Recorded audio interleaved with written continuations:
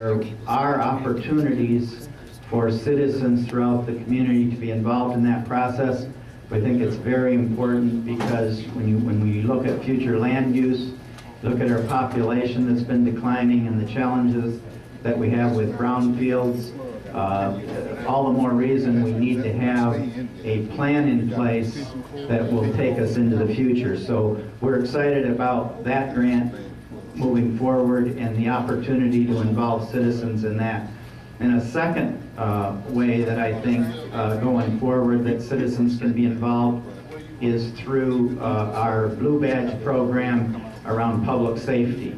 And Chief Locke is here tonight, but we're certainly looking for volunteers at the mini stations and ways that citizens, neighborhood watch groups, block clubs can engage with the police to try to create a safer environment out there in our community. I want to talk then a little bit about what we've accomplished so far. And I'm going to go through these real quick, but certainly our challenge right away was to reduce expenses. We've been able to do that at about $600,000 in net savings with some of the decisions we've made. Secondly, we've been able to bring in some new revenue. We identified some contracts that need to be executed and also some grants that were out there, possibility of bringing that revenue into the community. And that's over $1 million on the revenue side that we've been able to put in or bring in since December 1st. The other thing that we've been looking at since we were there is ways to collaborate, ways to do business differently, whether that's with the private sector or whether that's with other public sector government agencies in how to deliver services. And so some examples of that would be golf courses and senior centers. And while there are labor contract issues with each of those, we are looking at our options for the future because, again, that is tied to state shared revenue also. The other thing that we're looking at in relation to revenue is fees for the city. And a couple of years ago, we had a fee study done. We're in the process of updating that now, and that also can result in new revenues for the city. Because all of this can't be done just by cutting out services and expenses. So I think it's a two-way street. We've got to look for revenues, and certainly we have to keep our expenses down. And then another area is to just look at, do what are called organizational analysis and some auditing. So one of the major issues that has arisen in these ward forums is around water. We have about 30% leakage, loss of our water that we get from Detroit, and we really need to know where that water is going and why we're losing it. And a lot of it is just that we have 100-year-old infrastructure in water and sewer. We need to upgrade that. We haven't had the resources to do that. There's obviously been some lawsuits around sewer in particular, and we do have this major loss in water. So that's a major issue that we're looking at. And then I've mentioned that, again, because water and this Karagandhi project that the county has is a major issue, that I think we need to have a public forum just around the water issue as we move forward. And I can tell you no decision has been made. We are still in an analysis phase. I think three clear options. One would be to go just with Karagandhi, one would be to stay with Detroit, one would be to use the Flint River, and another might be some combination of that. So there's kind of four options there that I think that we see thus far, but again, no decision made. We've got more analysis to do, but then I think when we're ready, we will have a public forum, make a presentation, and then also allow for public questions on that, because it is a major issue. So with that, I'm going to close and open this up for questions. I do want to ask my staff and any volunteers that participated in helping us put together the plan just to stand and be recognized, please.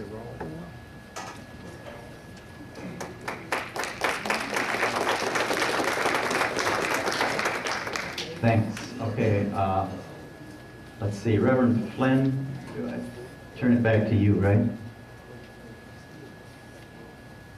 Thank you. Okay. Before we begin the process of receiving questions and comments, I want to just let you all know that back there, we've got a few seats up here, so there are seats available. So you can come on forward if you desire to sit. Okay. And then I want to, because I saw several pastors came in, I want to recognize we've got several elected officials. I know I saw Mayor Walling and saw pastors. Pastors, our clergy, please stand, and also stand up, pastors. I want to acknowledge you. I want to thank you so much for coming this evening. Thank you, pastors and clergy.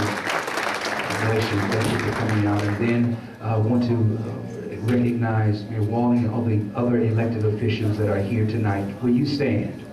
So, okay. Thank you. Okay. Rules. Folks lining up already. Hey. Okay. Well, let me clarify a couple of things before we begin. First of all, this is your forum, the opportunity that you have to ask your questions, opportunity that you have to share your concerns and to get information on the current and the future status of our beloved city. We want to, this is the forum that has been provided for you to do that, and certainly we're excited about that. This forum will last 90 minutes. I've been informed, 90 minutes, and so we want you to be aware of that. What we're asking you to do is that if you have a question, it looks like some of you already know the routine, okay? We want you to come and create a line right here to my left, your right, for all questions, all persons who want to ask questions. And then, more specifically, when we talk about the rules here, we want you to know that to present your question or comment within a 2-minute time frame. Let the church say amen. Now, we're familiar with this at funerals, aren't we? We're familiar with this at funerals. And so the family members, 2 minutes, please. 2 minutes, please. So we want you to be respectful. There are a lot of folk here. We want you to be respectful of the time constraints. We want you to take in consideration others who desire to present their one question. And so we want you to be aware of that. Please, no longer than 2 minutes. Okay? All right, are we ready? We understand the rules. Are there any questions about the rules? All right. Okay. Yes, sir. My name is Wilbur Jerry, 3212 North Saginaw.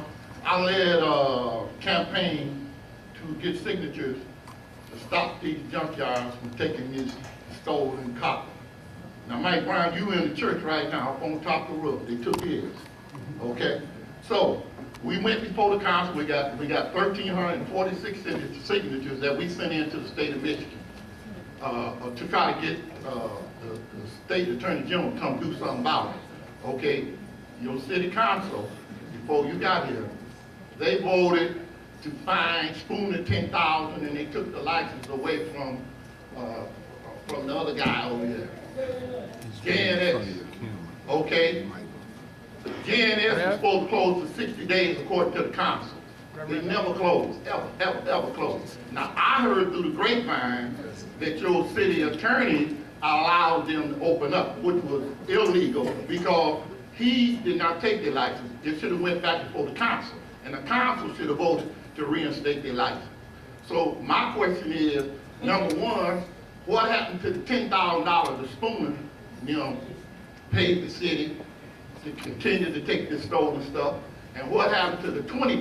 Now, I just heard this, that GNS paid $20,000 because y'all let them continue to operate and continue to take this stolen copper. What happened to the money? Okay, you're raising an issue that I have not been briefed on, so I don't, but what I will tell you, I mean, because this is a major issue with scrap in the community, Chief Locke will tell you that we're arresting people daily around this scrap issue.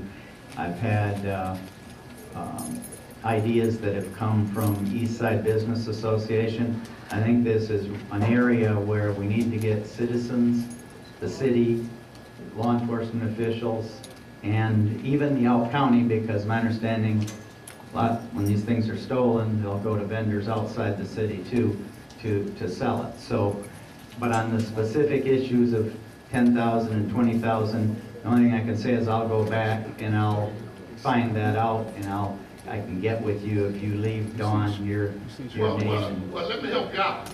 Your staff, your mayor's on the staff, he was down there when he brought the money down there.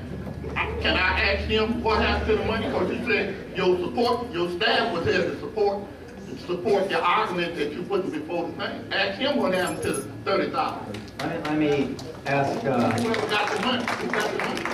Let me ask Pete Bade to come up. Oh yeah, he's the one right there who rescinded the order from the council, which was illegal, and never brought it back before the council. What happened to the 20,000? Okay, let's start from the beginning. First of all, sir, my office initiated the scrap forfeiture proceedings against both of those entities, okay? So we instituted that. We also instituted an ordinance change that results in the forfeiture of vehicles that are used in scrap theft. Since we made that change, somewhere between 5 and 10 cars have been forfeited. Over 100 individuals have been arrested. Our police department continues to work on this. With respect to the question that you asked, both entities were fined $10,000 apiece for a total of $20,000. That is sitting in an account. We are working both with the state legislature. I spoke with Jim Ananek last week. At the state level, statutory changes are being made. We're trying to work on changes, ordinance changes here in Flint. One of the changes we're working on is not just in the city of Flint, but a county-wide change that would institute a permit system, a two-tiered system, a temporary permit for folks that just want to get rid of a washing machine or something. They could pay a phenomenal charge and get a permit that would last maybe 7 or 8 days, or 7 or 14 days. And then a permit for folks that are routinely in the business of dealing in scrap, where they would have essentially an annual permit that they would pay to get. But the problem is if we just do it in the city of Flint, scrap yards in neighboring communities will accept the scrap and the problem doesn't go away. We're attempting to create both a model ordinance as well as use some of those funds to buy the equipment for the permits so that individuals that come in and try to scrap will have a photo ID permit so they can be identified. We're also going to work with the Citizens Nuisance Task Force to enforce that permit system requirement to ensure that scrap yards aren't disregarding it. So those are the things we've done. The account that it's sitting in is being held by the United Way. It's not in the city's accounts, it's being held by the United Way. And it will be managed by the Citizens Nuisance Task Force. That was the agreement. And you're incorrect, sir. Both schooners was shut down for a period of time. It wasn't the full period of time because the case then settled. There was a pending civil lawsuit in Genesee County Circuit Court that resolved. As part of that resolution, they were allowed to reopen. And I believe the period was a total of 14 days that they were shut down. But they were shut down for a period of time. So they were not allowed to continue. Can I have 30 seconds? Okay. I'm in the church. I wouldn't call nobody a liar. But you never took the rescinding of GNS license back to the council. That's not correct. Well, who voted on it? There's council people in here. I don't know council. Who voted on it? Who voted on it? See, that's hyperbole. You can tell all them people in here.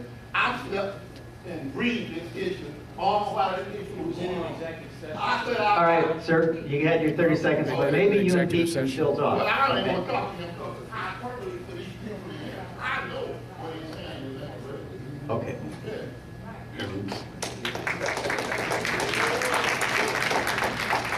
Staying within the 2-minute rules, to the moderator, Pastor Flynn, to the emergency manager, Mike Brown.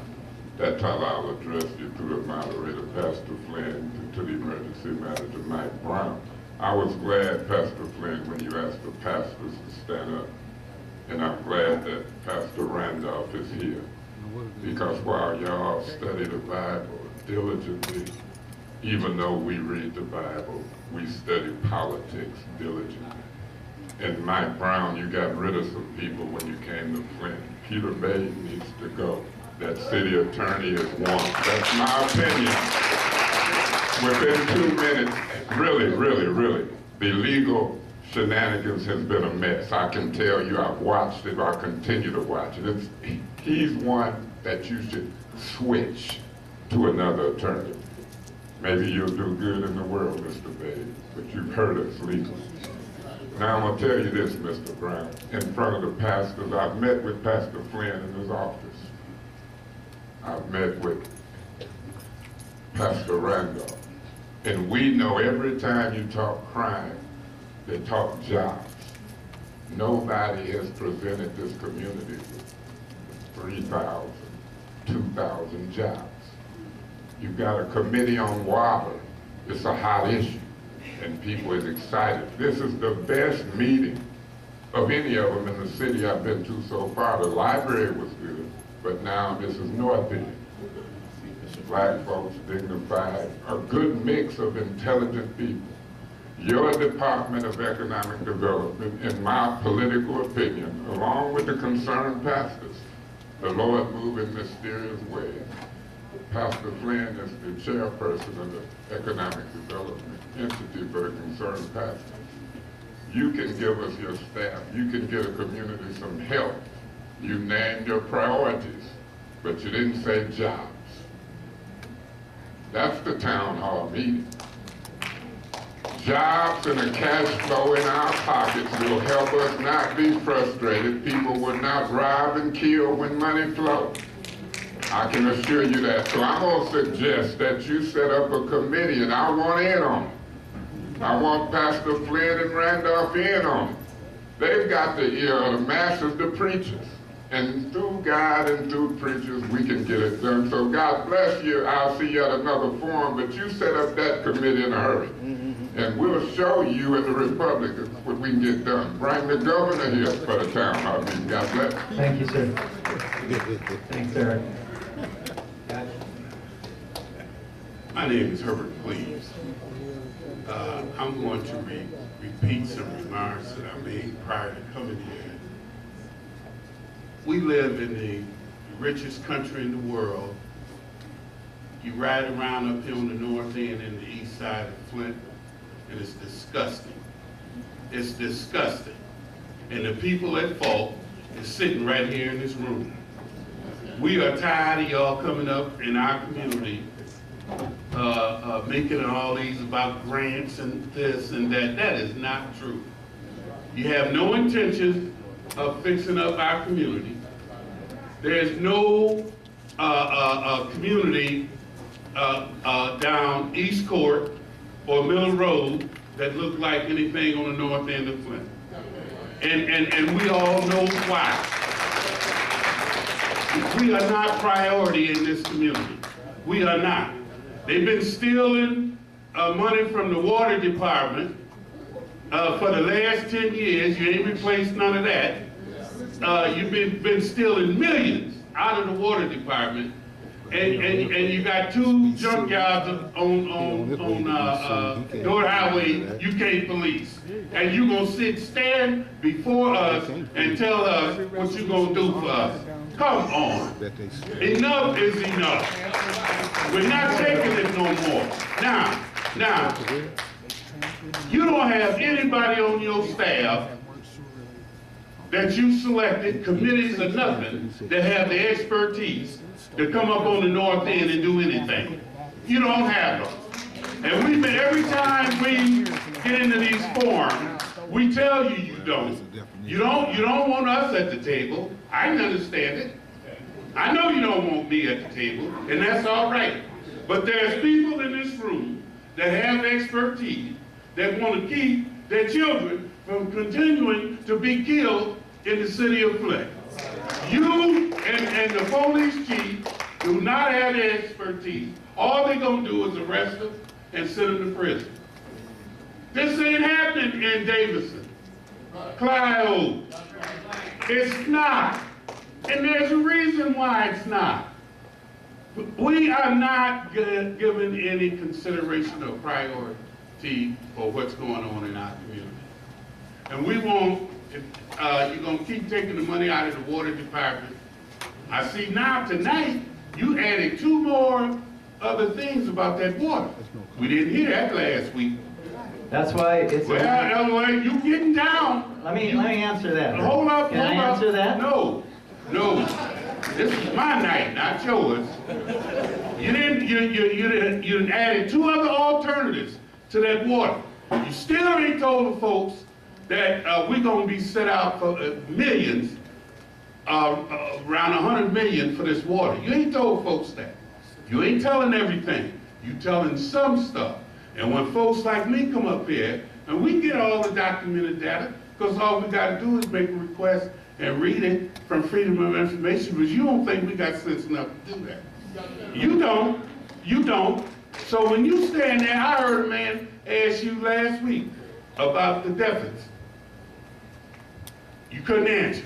I'm sorry, Mr. Cleves. Okay, all right. I'm gonna step aside. So is there a question that you want to pose? No, I'm gonna step aside out of respect for where I'm at. But I think everybody here, I made it clear about what's happening, what's going on in this community.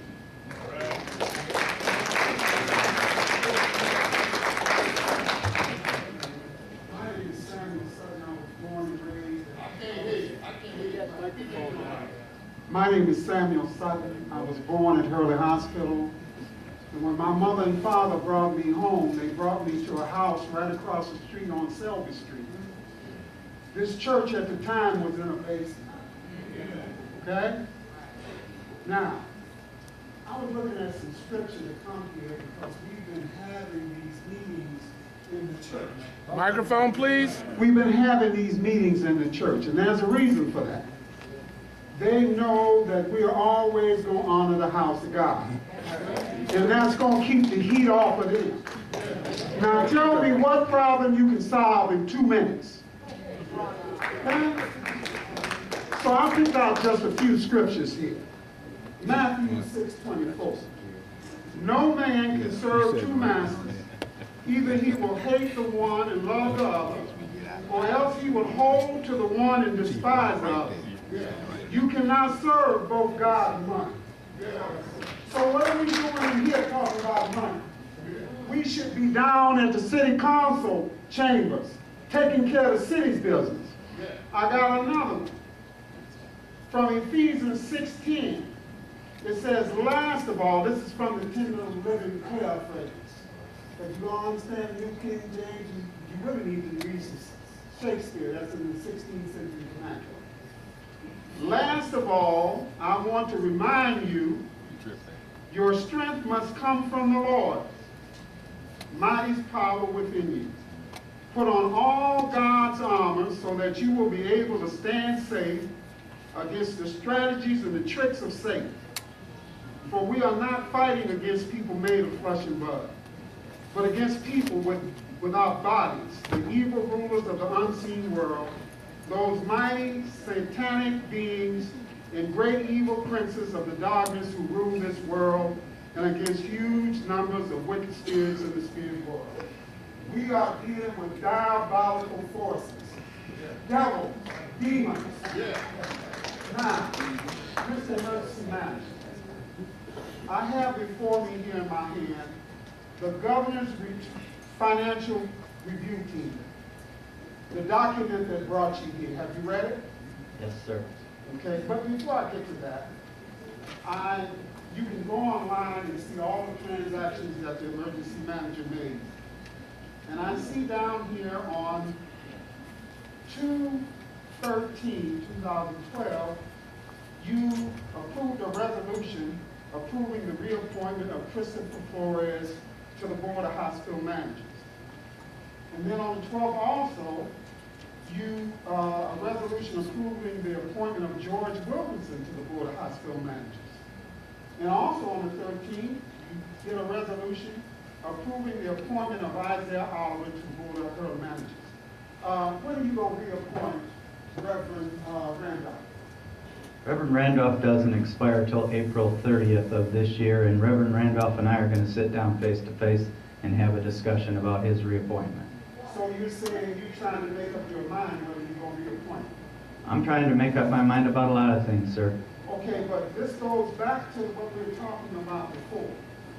I don't know Mr. Flores. Is he black? Is Mr. Flores black? No, sir. Is Mr. Wilkinson black? No. Yes, sir. Oh, he's black?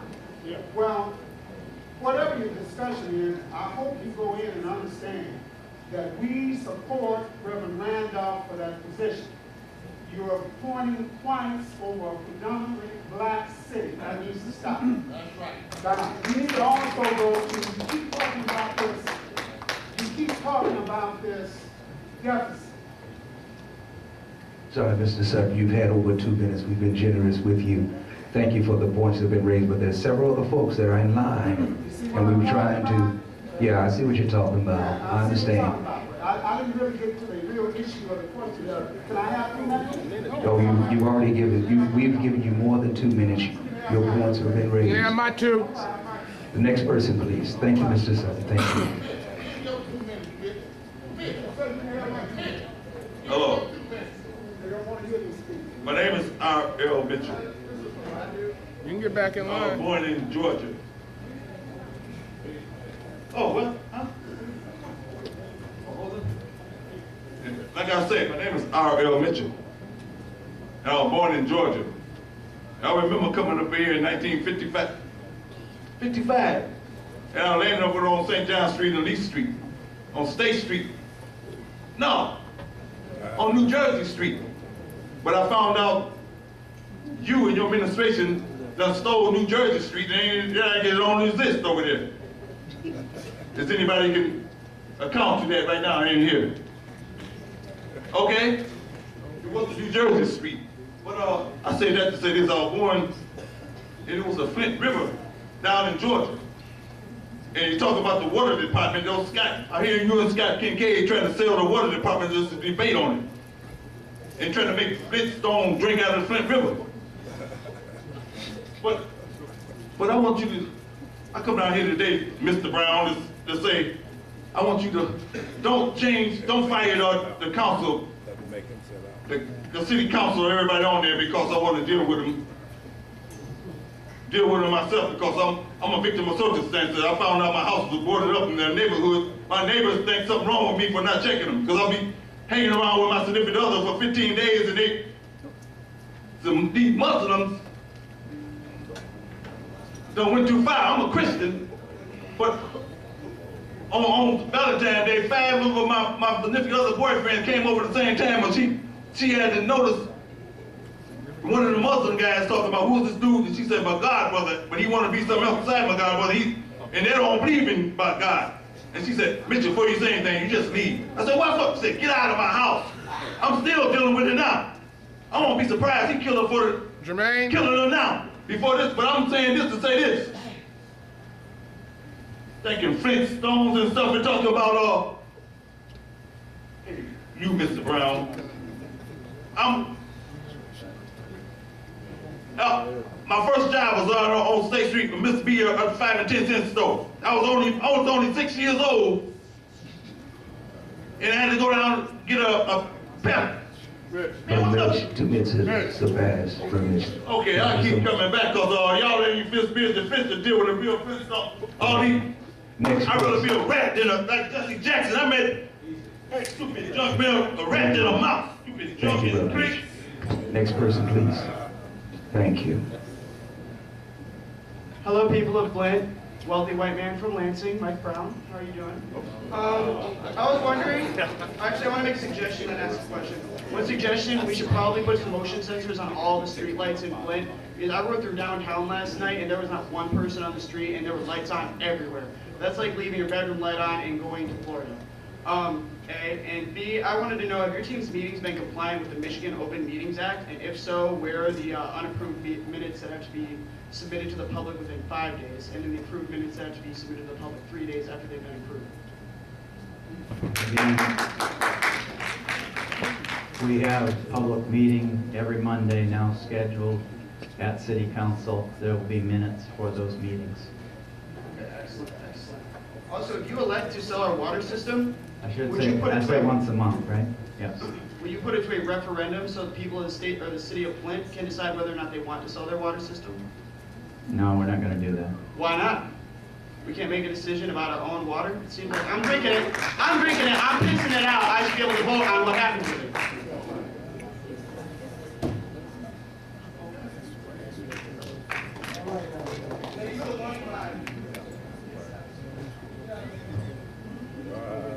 First of all, my name is Claire McClinton. I live in the 3rd Ward, and I'm so glad to see all these beautiful faces out here.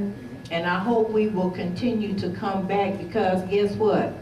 Our democracy has been stolen from us. And we need to keep continuing to attend, continuing to fight, and take our city back. Now, Mr. Brown,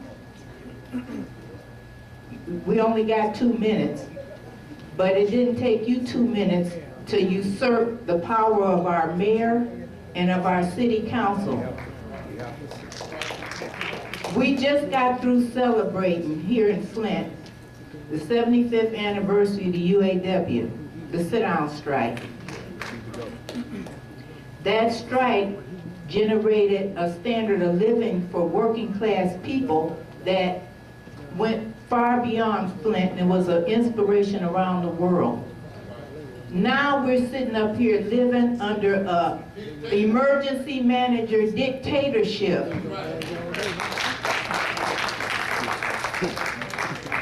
And this is a community with our civil rights history, fight for civil liberties and fight for union rights. This is not a good fit. All your ideas are not going to work by edict. We're not going to be living by edict. We're going to take our democracy back. Day after tomorrow, we will be with hundreds of other people around the states taking up petitions to overturn Public Act 4.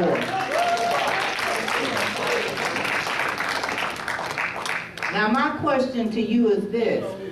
When you first got here, you suspended council meetings, you got rid of the mayor, you suspended the ombudsman office. The power of that law gives you the power to do that. That's what the law is all about. To set aside our elected official and replace them with yourself. You have not answered the question. If we don't agree with your edicts, what is our recourse? You didn't answer that question before, but this is my other question. What does getting our financial house in order have to do with you having absolute democratic power over this city?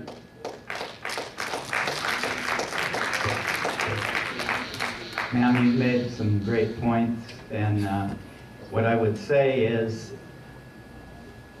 I know that my main focus has to be to get the finances in order. If we do that, then I think we're on our way to moving the city back to the mayor and the city council, and I can't say enough that I support that as quick as we can do it. The other thing you brought up about the UAW and the role that they've played to create the middle class in this country and around the world, excellent point. I agree with it. And again, I'm here as part of the law, and the point that you made about the city council and the mayor, I want to make it clear that that was in the law. That's not something that I did. I actually reinstated their salary and the mayor's salary, the city council salary and the mayor's salary, at a certain level, okay? So I'm trying to do the best I can while I'm here. I know my focus has to be the finances. I do think public safety and infrastructure are two other key areas that we need to address while I'm here. And I'm going to do that the best I can. Okay, but just as a follow-up point, and as a reminder, the law gives you the power to remove their power. You might give them all the money, you may take away their money. You will not give them back their power until you leave here. Their power is stripped, and consequently, our power is stripped. The governor announced that you would be here before he named you on the day we were voting for our mayor. Could he think any less of us than that? Thanks, ma'am. Yes, my name is Mr. Montuez Davis. I know that we are in the church, and I want to just make a statement before I say anything. We know that God is a merciful and a just God. We know that whenever God desires to intervene in people's affairs, he always sends somebody who has suffered just like the people to be the best advocate for the people. I don't understand nobody who has suffered in the manner that we have suffered in our community. There's a death just occurred just the other day. A young man got killed in his car. And it's one today. We have 102,000 citizens here in Flint. A third of them has felonies on their record. A third of them or more. They cannot get any employment. If they cannot get any employment, then how can we ever have a tax base here in the city of Flint? I'm going to constantly reiterate this because they have been labeled as second-class citizens. These are the guys who can actually communicate, affiliate, and associate with these young men that's out here committing these crimes. Because if they don't respect you, they're going to constantly keep doing exactly what they've been doing, and they're going to continue to do it. My argument is, or my indignation is, we sit around and we complain about finance. We complain about the water, which is cool. We should do that. Because water is an asset to Flint. It's the most necessity of life. But the crime stands above all. Nobody is looking at all these murders, because once the finances become balanced, we're still going to have a situation that needs resolution. And when will we ever resolve this issue? I am a young man who went to prison for 19 years because some men raped my mother at the age of 17. I educated myself in there because I knew that my purpose, I knew my goal. I knew to come home and intervene in the personal affairs of Flint, Michigan.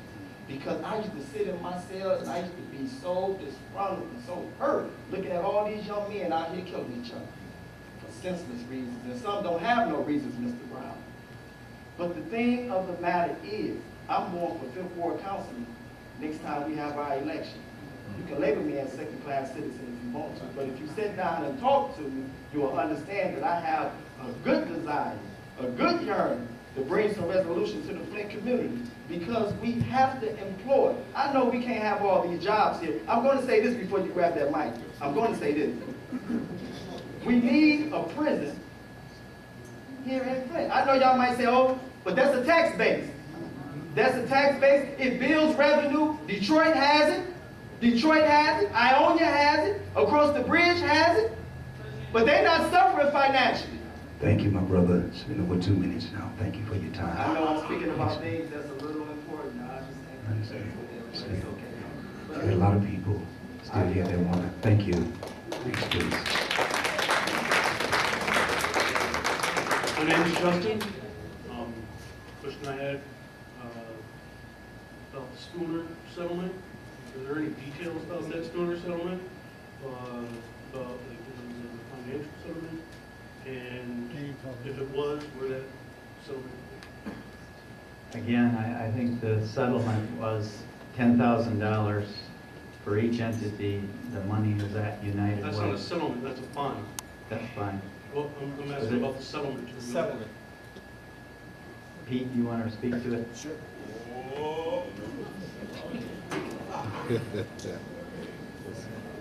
They go use up all their time. They could use their time up on going down. Issues that ain't got nothing to do with the third ward. Sir, that was a settlement. Spooner filed a lawsuit in circuit court against the city, challenging the application of the ordinance, and in fact, factually, they had some arguments. And so ultimately, the case was settled. That's a public document, by the way. And you can FOIA it. You can see the terms of the settlement if you want to. That case was resolved on that basis for $10,000. It was not a fine. The city has no ability to fine $10,000 for scrap metal theft. We don't have the statutory authority to do that. What allowed them to reopen early, if at all? It was part of the settlement. It was part of the settlement. You know, we evaluated it, and with the prospect of potentially losing in circuit court and getting nothing, okay, through injunctive relief, they filed a motion with the court seeking to stop our suspension. So they could have won entirely, and instead of losing entirely, we elected to shut them down for a period of time, recover $10,000 that we can put into a fund to go after scrap metal theft. That was our approach. Okay, another point I have to make,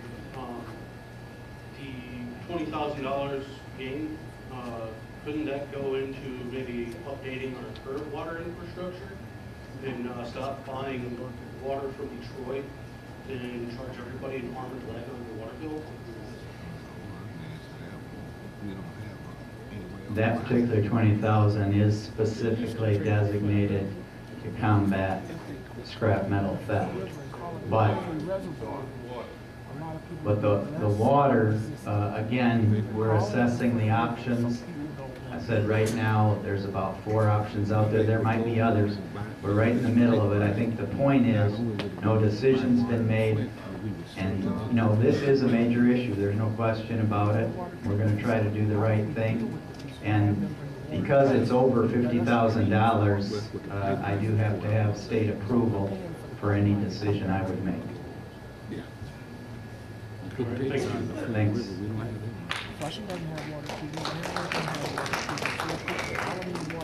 Good evening. My name is Flints Murphy, and before I get started, I just want to get started with my questions first tonight. I kind of want to change it tonight. I just want to bring to you some solutions that we want to do as our group with the Darby County Community Service Corporation.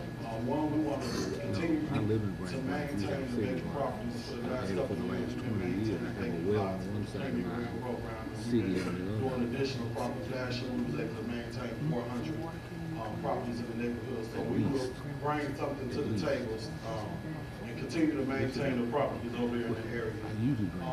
Another solution that we want to try to bring to the table is possible once you guys get done with the negotiation of the other parts, we would like to possibly lease or come up with some type of agreement to where we can maintain Dewey Park. Because we've been maintaining Dewey Park for last year, and we got the equipment and the manpower to maintain Dewey Park. It's not that big. We also been working with Mass Brandon Park. We ain't gonna maintain Mass Brandon Park because it's a little bigger than Dewey Park, but we will do what we can and have annual cleanups in the park.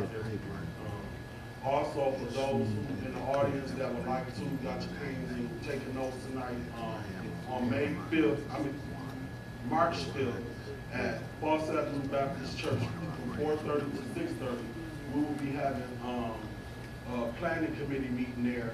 We're working on cleaning up Ophelia Bonner Park, so that's one thing we want to work with you guys on doing, maintaining Ophelia Bonner Park. So if anybody want to help, on April the 28th of this year, we will be cleaning up Ophelia Bonner Park. So if y'all just want to come out on the cleanup day, keep that date on y'all calendar. Or if y'all want to be in the planning process on May 5th from 4:30 to 6:30 at Falls Avenue Church, we want to have a planning committee meeting to continue to work on getting the things that we need done for Ophelia Bonner Park. Another thing that we want to do, we want to continue to work with you guys to we do annual cleanup. The residents get to come out and put out stuff. We want to, hopefully you guys be able to keep funding in there to keep that maintained. We also want to work on bringing a farmers market to the north end of Flint. We're working on that, but we're going to talk about that plan in the near future. future. I also have a copy of what I have here on record so that you can have Great, Francis. for your own record. But I'm going to hurry up and ask a couple of questions. If I be able to get back, I will Sure. get back to that. One, the city of Flint applied for a $20 million fiscal stabilization bond. Was only awarded $8.9 million. Do you feel that additional fiscal stabilization will be needed to help eliminate the deficit, or was it a bad decision? My other question is, due to the reported losses in the $6.1 million and the $14.1 million, respectively, in water supply and sewage disposal system, will it cause an additional increase in residents' water bills in the near future? Have you considered using our own water system instead of Detroit? This will have us save some funding on what we pay to Detroit. Got three of them there, so let me make sure I can get them. The fiscal stabilization bonds, yes, I do think we need additional fiscal stabilization bonds. I think what the state wants to have from us, though, is a plan moving forward in fiscal 13 that we can live within our revenue. I don't believe they'll invest in us with those bonds unless we can put together a budget for 2013 that we can live within our revenues. But I do believe to take care of 11 and 12, we're going to need fiscal stabilization bonds. Ask me the second one again. I'm sorry. The second one was, due to reported losses in the $6.6 million of the water supply and sewage disposal, will it cause an additional increase in residents' water bills? That won't cause an increase in the water bills, but there's obviously a lot of factors that are going into why the price of water is going up. And one of the major things I've cited since I've been here is that we had 5 years of double-digit increases from Detroit. Those were never passed on to citizens. So now we're playing catch-up with that. They were passed on in the county side, and they were passed on to, you know, all the municipalities that buy water from Detroit. Those increases were passed on. They weren't here, so we are playing catch-up for that. They pay water to be Okay. once a month here, right?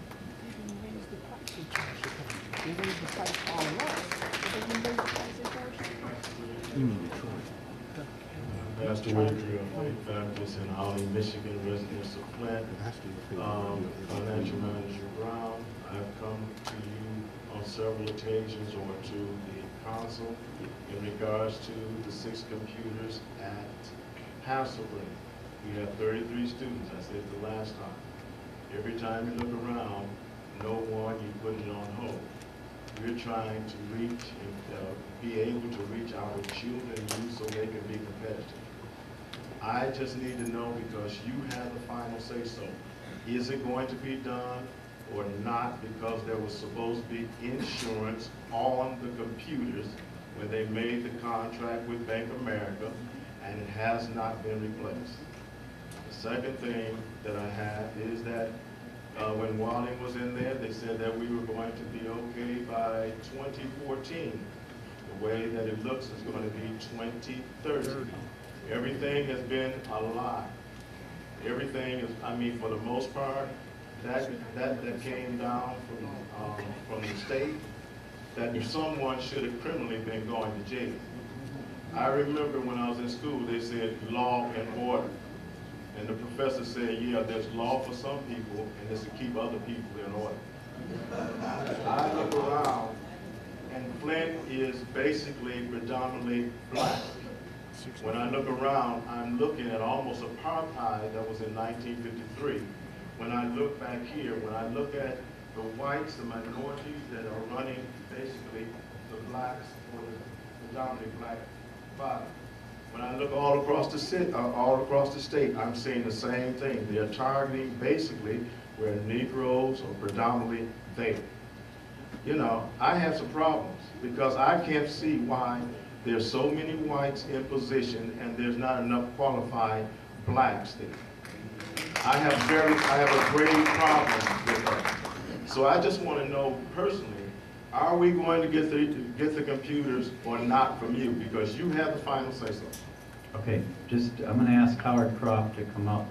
Or Howard, you can answer from right there if you want. The computers that were there under the millers that was given, there was no insurance based on the current millage. What we've been doing is we've been discussing with an entity locally here that does a lot of great work with seniors that's interested in coming in and actually upgrading the senior centers to a level that we think everyone will be happy with. If that happens, and we'll be able to continue the millage, and we will replace those with computers. And you know, if there's more questions on the senior centers, my name is Howard Croft. I'll be very available at City Hall to answer all your questions. Since that's the case, and I know that there was a contract with Bank of America, I just want to know this. Why is it on the infrastructure that you have that you want to take $83,000 from the senior citizen and give it to the CRIM? The CRIM does not have the ability or know enough to run the senior citizens. I don't understand that. The CRIM has gone up, has added another race and all that. When you turn around, you want to take the senior citizens, when you take the millage money from us, and yet we become penalized, I have a problem with that. I really have a problem with that. You call infrastructure, whatever you want to call. You're taking from us, who millage money is there, most of it goes to the county. If we don't spend it here, it goes to them. And then I wonder why in college the race getting $5,600 for each center. He doesn't even show up to center. Okay. Reverend Whitaker, I think we answered the one question. We can talk to you more about the options for the senior centers.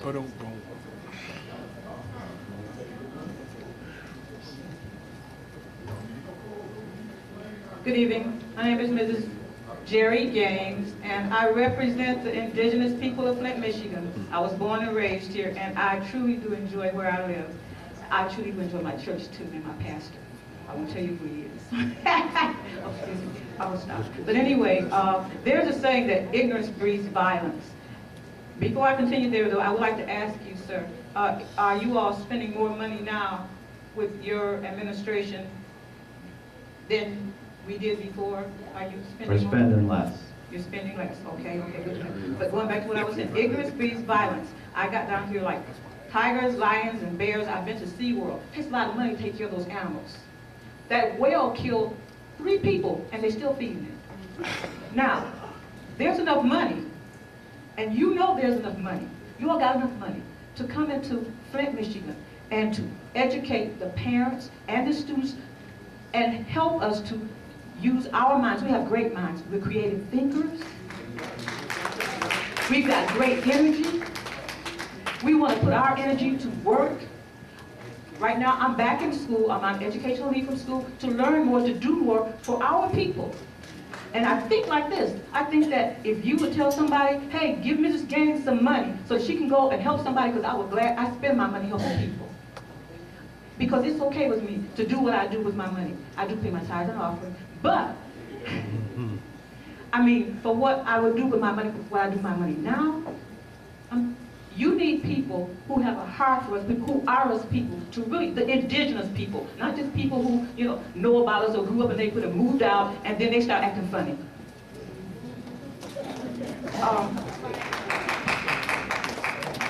So you mentioned the Flint River being maybe something that you could utilize to help us have water from the Flint River. Is that what you were saying?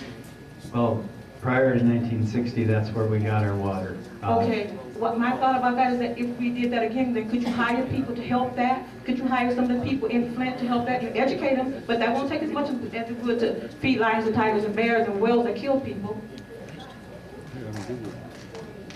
Excuse me, I'm thinking maybe we have to talk some other time, but I'm so serious. Now, who could I talk to come and really do some real hard, good work? I'm a great worker. I know the good working people. And I'm saying I'd be really, really glad, and you'd be so glad if you're serious about helping people that look like us. I know sometimes, you all said things. I read your history, and I'm not saying it was you. But based on history, you get the votes, people put you in place to do what they want you to do, and you do good for what they want you to do. But your heart, I don't know about your heart, but you do, God knows. And so we're believing God for this one. And hopefully you understand, you feel us. And if you don't, well, Lord have mercy on your soul. Amen. Again, I think there are some opportunities for somebody like yourself to participate, and I mentioned the master planning process for one, and a piece of that is education. Sounds like that's where your passion is. A lot of that, educate the parents, educate the students, and it won't take as much as it does to feed all those animals in SeaWorld and have, go to the circus, watch them jump through hoops, lions jump through fire. That's a good training. We can train our children to do better than that. I believe and we won't have to have prisons, and that's why, one more thing, I realize that you all build these public housing things, and public housing is just for women and children. And then you build prisons because you know that these unfathered children are going to go to prison, these young men. And I'm thinking, I don't know if you know that or not, but if you did, you know it now. So we want these young men, young ladies to get fathers in their homes, or as these great mentors. So, and I'm believing we can work to get that to happen. I'm working on that right now. Yes. Who do I talk to? Oh, if you give your name back there to Maxine at the table, you probably signed in. Just tell her that you're interested in the education piece, and we'll try to plug you into something. I don't want you to try, sir. I want you to, can you believe, see, right now I'm going to give you a heart of heart. You feeling me?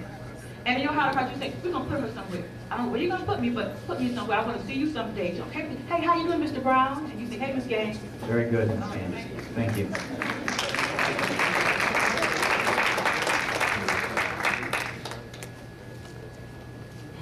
I am Naira, and I guess like in the interest of full disclosure, like I've always been diametrically opposed to the idea of Public Act 4, the idea of having an emergency manager here, and like initially I was like really like vacillating on whether I should come here because this is not what I feel my idea of what democracy is, and what I feel are my idea of what our democratic process should look like. So, so I'm here. I made that decision. I'm here, and I guess like I have like a lot of, like I feel that there's a values question of whether or not poor communities have access to democracy the same as rich communities, because I think that's a values question, and the answer obviously is no. We don't have the same. And it's not surprisingly like similar parallels as poor people when they interface with DHS, because you have to be managed. You're not able or trusted enough to make your own decisions. And I feel that there are some surprisingly, parallels of the hoops that you gotta jump through, which now is the hoops that the community as an entity has to jump through to be, to have access to our democracy. So, like with people in power, you have two choices. You could either dust your shoulders off and be happy to be part of the decision makers club, or you can pop open that door, make sure as many chairs at that table as possible, broadcast, like just evangelize and invite people to make this open, inclusive, and transparent. And so, like for me personally, I like, our democracy before was not perfect, but I like what we have. So I want to know, just to starting off, like what would it take for us to have bi-monthly city council meetings? Because I know that you stopped that when you came in. So what would it take for us to have bi-monthly city council meetings where we can actually like share? I'm not talking about these. I'm talking about like old school city council meetings. Well, what it would take is for us to get out of receivership and hand this city back to the mayor and the city council. That's a lie. That's a lie. Instead of us having monthly meetings, what happened, like, can we have bi-monthly? You can do whatever you want to do. The answer right now is we're going to stick to monthly. My name is Archie Powell, Junior Pastor, First Union Baptist. I got two quick questions. And I sit down and I have the audacity of a broke governor who got a broke state. Don't tell me how to run the city that's broke. Don't make sense. If he can't get the state out of debt, how you gonna get us out of debt? Here, here. Who's gonna hire a broke accountant to fix their books? Then you got a broke man gonna tell me how to get some money he can't get. I believe the state has a surplus right now, sir. You believe it? How much? I think it's substantial. How much? Give me a number. $500 million. But they still say they broke? No, they're not broke. That's one question. Next question is, that how can we live with Carpenter Road? You did half of it. And the other half, it's like you going downtown back one shoe. My understanding on Carpenter Road is that from DuPont to Saginaw, that's going to be done. You know, we did it, I think, from DuPont to Clow Road, and this year I think it's scheduled to do DuPont to Saginaw. I don't know if Councilman Lloyd's here today, but he did address that at the meeting last week. But my question is, when I go out to Miller Road, they just stop half of that. When I go down to University Drive, they just stop half of that. Now explain to me why you go to Miller Road, you go down to Vegas, we got 2 houses on it. You did every bit of it. But University, go down to University Park, you just change the name of the street. For our money, y'all ask me, because I didn't say. And yet you're going to tell me, my parishioners got to go down another street to get to church. And I mean, you tell me, well, we going to get it. My question is, I believe you're going to get it, but when? I need a date. You need a date? I can't give you that right now, but I'll get one for you, okay? How long from now? Pardon me? I'm 66. I don't wait till 76. I'm 66. No, I think that part is scheduled for this year, but we'll get you a date. If the schedule, show me the schedule date. Okay, sir. You said okay, but you didn't show me no date. I don't have it right here When now. will you have one? We'll get you one. You said get me.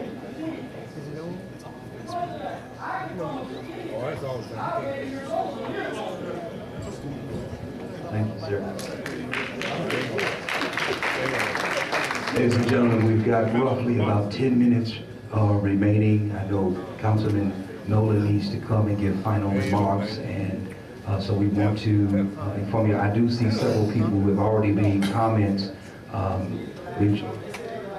These are the last two? Okay. Okay. All right. Yes, sir. Good afternoon, everybody. I'm Carl Williams. I have one question for Mr. Brown. I would like to know, how can we change the discrimination on the job applications that's caused so many ex-felons not to be able to get a job, a decent job? I have that one question. How can we change the question on our applications that's allowing so many people not to be able to get a job on the questions of the application? No, I think that's a state or federal law kind of question. State or federal? Yes, it is. Yes. Okay. I just wanted to ask that question. Thank you. Okay, sir.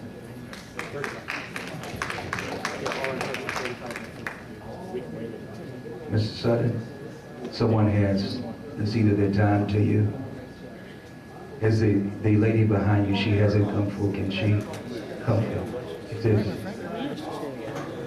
Okay, what I'd like to, do you have a question? If you don't mind, Mrs. Sutton, if she has a question, can she come? I mind. Yes, sir, I'm just simply saying, you've already come. Thank you, Mr. Sutton. My question is about taxes. Since you guys make homeowners pay for everything, I want to know where that money is that we paid for the Genesee Tower. Where's that money and how much of it was collected? And what are they going to do?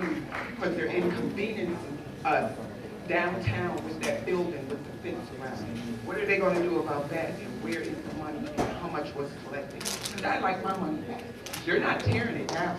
So where's that money? Well, that was part of a lawsuit. It was a settlement of a lawsuit. Actually, it was a judgment. I'm sorry, it wasn't a settlement, it was a judgment.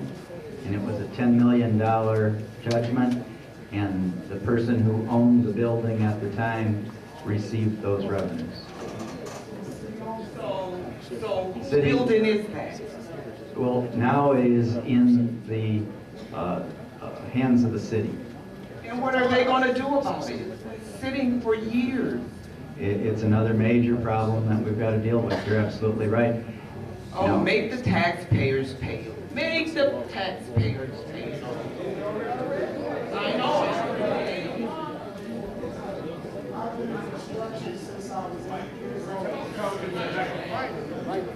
I've been in construction since I was 8 years old. We offered the Walling administration a solution to that problem. We wanted to put 139 luxury units into Genesee Tower. We could have sold them before we started. We told them that they could get their $10 million back on the first construction job, but they chose to impose it upon the citizens. That's a fact. If you want to see the concept, I got it in my briefcase. But I need to ask you. Excuse me, Mr. Sutton, before you come again, I'd like to pose a question and a two-part question. But since everybody else has broken the rules, I just want to bring something to everyone's attention, particularly you, Mr. Brown.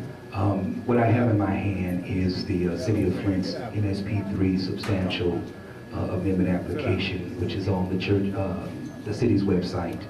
And the NSP3 total little $3 million. The Hurley Stone Street revitalization project, which you know is in Grand Traverse, Carriagetown neighborhood, was cited in the application as the area of greatest need and has been designated as the potential recipient from almost all of those funds. However, the land bank produced this document that we have on the board here for you. It's probably difficult for a lot of folk in here to see it, but what this is, it's a vacancy, it's a percentage of vacancy rate, and the darker areas are the highest levels of vacancy. And as you can see, there are demographics. The African Americans represent the green, white Americans represent the red. It really does say a lot in terms of the segregation of the city still yet based upon, you can see geographically, the Flint River. The darkest areas represent the highest number of African Americans too. So the question I have is, this map really demonstrates statistically that the greatest need is in the, as you can see, the far northeast end of the city. And so the question that I want to ask you, or an additional comment to that, is the land bank, and also my city councilman, Nolan, has informed me that the Northeast Village area has been removed as a target development area. So the first part of the question is, how can we initiate reinstatement as a targeted redevelopment area based on the most current census tract data, which the land bank has prepared? And then secondly, will the $3 million NSP3 be equitably dispersed in the area where it's truly needed the most? Okay, I think this process took place over a period of time. I'm not sure everything that went into it, but I know there's different criteria, and I think that's why that particular area was selected at the time. It was based on criteria. I think the areas of the city that you're talking about where we have large vacancies, those are issues that I think we should address in the master plan as we do a new land use plan for the city. I can't really tell you that the NSP $3 are going to change at this point. I think there was a process set up. What I am willing to do is sit down with you and the appropriate professional staff and just take a look at that and go over the criteria with you. But I'm not, because I wasn't part of it, I'm not sure all the criteria upon which the decision was based.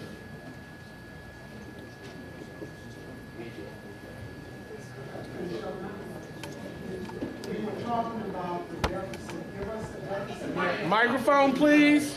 Could you give us the deficit again? You were talking about the deficit. The general fund deficit is about $12.4 million, and that includes fiscal 11 and fiscal 12. Okay, but the document that the governor sent that brought you here says our deficit is $25,707,407. They have an $11 million deficit in the general fund, a $1,250,000 deficit in the building department, a $2 million deficit in the central maintenance, $1 $0.4 million deficit in the garbage collection, $576,000 in the golf course, $33,580 in the self-insurance, $185,255 in parks and recreation, $26,700 in senior citizens, and $9 million in the water fund. So is the governor's document right, or are you right? Well, what I gave you was the general fund deficit. Okay, so Mr. actually Sutton. our deficit is 25 million.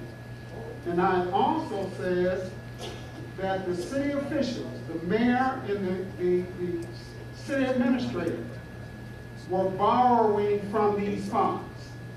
They were switching the money around. Is that correct? Isn't that what this says? That is part of what that says. You're correct. Okay, now, when you take money out of the water fund and water and sewer fund, and you don't use it for water and sewer activities, that's against the law, right? There are municipalities that borrow from water and, let me finish the answer, okay? That borrow from water and sewer funds. We were one of those municipalities. You do have to pay it back. The general fund does have to pay it back to the water and sewer fund. At 6% interest. Okay? Now, the governor, when he appointed you the emergency manager, did he have any mandates as it related, or tell us about the law that the mayor and the council is not involved, can't be involved? I'm going to hand it back to you. Ladies and gentlemen, Mr. Sutton, I know you will get the opportunity to... I just want to say this for Mr. Nolan, because I would be remiss if I don't say this about Mr. Nolan, who is a good associate and a good friend of mine. I think Mr. Nolan does a good job at the city council, and I also owe an apology to Judge Marble, because I know that Judge Marble does excellent work for the youth. My question was what's going to be for Mr. Brown was, once we get these finances together, what tax base are we going to have that's going to keep it going on? We need to build revenue. How are we going to build revenue? Thank you, brother. Let's put our hands together for all the persons who came and asked questions, addressed the issues. Thank you for very kindly. Just a couple of announcements before you depart. Representative Woodrow Stanley would like for you all to know that there's going to be a town hall meeting concerning home heating shutoffs. Friday, if I can just have your attention for just a few minutes, please. On March the 2nd, 9 a.m. to 11 a.m. at the Hasselbrink Community Center. The guests will be Kathy Wilson and Kevin King from Consumers Energy. So his office, they want you to know about this particular meeting. It's very important. As you all know, recently there was a senior citizen who lost their life. The electricity was cut off. The person died, and so there's going to be some discussion and dialogue along those lines. And so again, that's Friday, March the 2nd, 9 a.m. to 11 a.m. at Hasselbrink Community Center. And then when you came through the door, we hope that you picked up a flyer on the North Flint Reinvestment Corporation, and we hope that you also signed in when you came in. We want to send you some information as it pertains to our mission, our vision, what we seek to accomplish on the north side of Flint in terms of mobilization, in terms of economic development, in terms of looking at how we can expand opportunities for businesses in this area and really give focus to that. And then lastly and finally, we want you to also sign in with Attorney Glenn Cotton. Attorney Glenn Cotton, you may know, is running for the 16th District Court. He has been a great friend and supporter of North Flint Reinvestment Corporation. Also, he has assisted in terms of legal consultation with the Great Lakes Baptist District Association. And so we want to encourage you to pick up his literature. It's been my pleasure being your facilitator tonight. Thank you so very kindly. All right, thank you guys for coming out this evening. I want to thank Pastor Flint for facilitating. This has been a great meeting and some great dialogue, and I'll be looking forward to seeing you very soon. Have a good night.